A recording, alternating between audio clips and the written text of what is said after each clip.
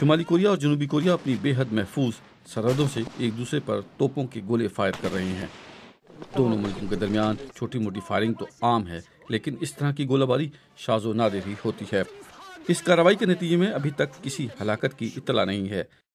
شمالی کوریا کے سرکاری میڈیا کے مطابق ملک کے رہنما کم جونگ ان نے فوج کو جنگ کے لیے تیار رہنے کے لیے کہا ہے۔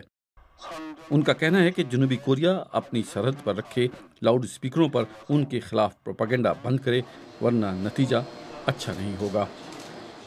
ادھر جنوبی کوریا کے دارالحکومت سول میں سماجی کارکنان نے شمالی کوریا کے خلاف کچھ یوں مظاہرے کیے۔